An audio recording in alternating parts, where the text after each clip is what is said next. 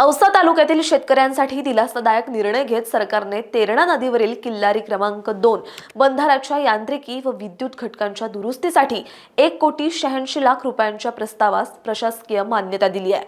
हा बंधारा लातूर जिल्ह्यातील किल्लारी क्रमांक 2 गावाजवळ तेरणा नदीवर उभारण्यात आला असून तो तेरणा धरण स्थळापासून सुमारे 25.5 किलोमीटर अंतरावर आहे। या बॅरेजचा एकूण संकल्पित पाणी साठा 1.304 दशलक्ष घनमीटर असून 194 हेक्टर क्षेत्र सिंचनाखाली आणण्याची क्षमता आहे। सन 2015 मध्ये हा प्रकल्प पूर्ण झाला आणि त्याच वर्षी प्रथमच पाणी साठवण्यात आले। त्यानंतर सन 2019 मध्ये प्रकल्प व्यवस्थापन विभागाकडे देखभाल व द्वार परिचालनासाठी हस्तांतरित करण्यात आला।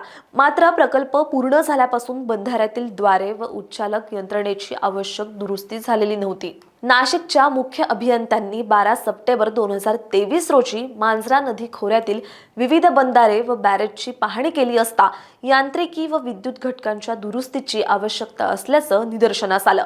त्यामध्ये किल्लारी बंधाऱ्याचाही समावेश होता।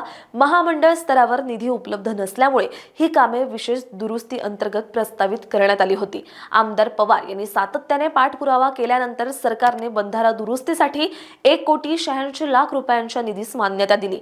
दुरुस्तीमुळे बंधाऱ्याच्या द्वारातून होणारी पाण्याची गळती थांबणार असून संपूर्ण पाणीसाठा प्रभावीपणे उपलब्ध होईल। परिणामी रब्बी व उन्हाळी हंगामात सिंचनासाठी आवश्यक पाणी पूर्ण क्षमतेने उपलब्ध होणार आहे।